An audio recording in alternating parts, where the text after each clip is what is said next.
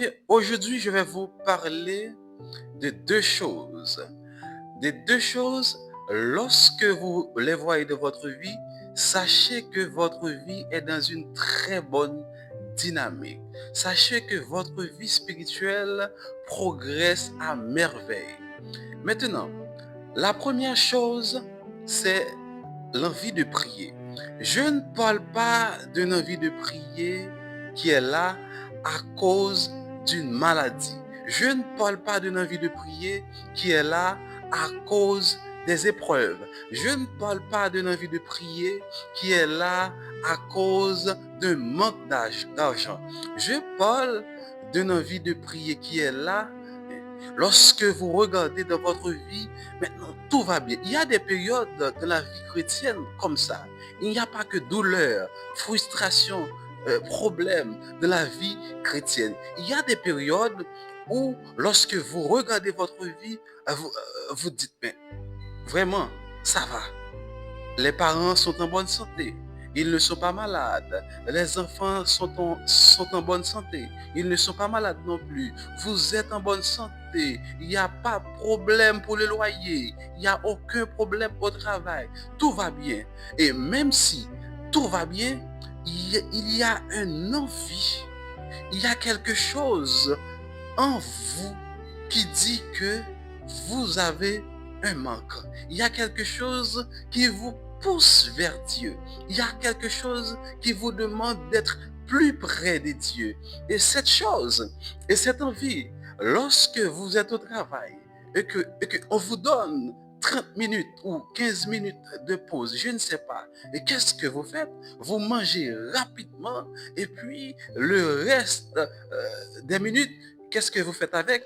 Vous allez prier, vous allez crier à Dieu dans les toilettes, vous allez parler à Dieu pour lui dire, Seigneur, j'ai besoin plus de toi dans ma vie. Seigneur, je sens qu'il y a un manque, même si tout va bien, même si les parents ne sont pas malades, même si les enfants sont en bonne santé, même si ma femme est en bonne santé, même si mon mari est en bonne santé, mais je sens que je veux plus de toi.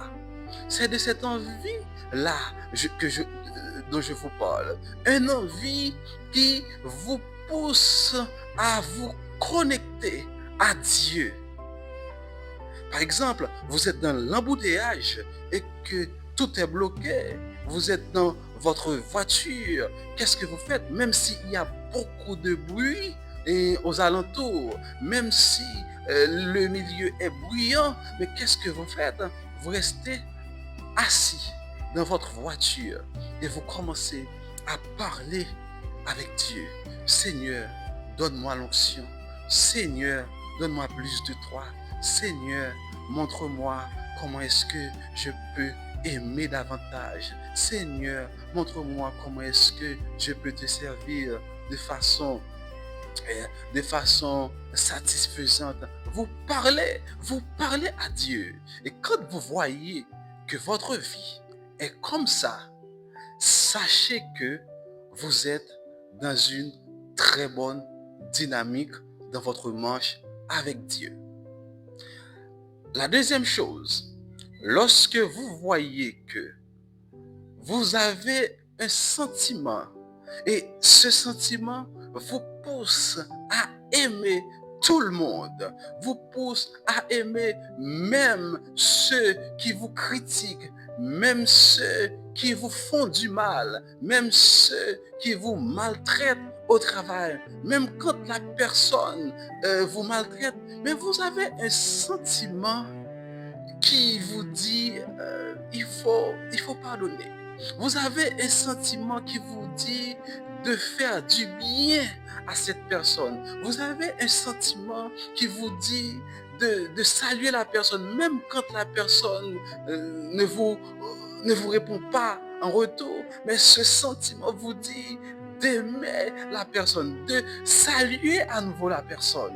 Et quand vous voyez ces deux choses dans votre vie, soyez assurés que votre vie est dans une très bonne dynamique. Maintenant, je vous pose une question.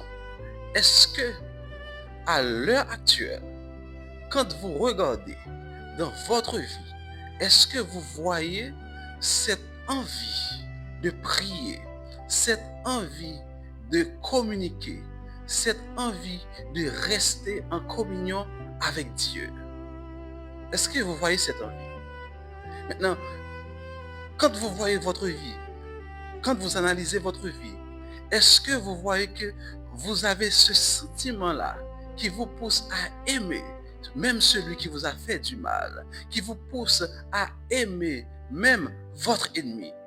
Si vous ne voyez pas ces deux choses dans votre vie, c'est que vous avez beaucoup de problèmes.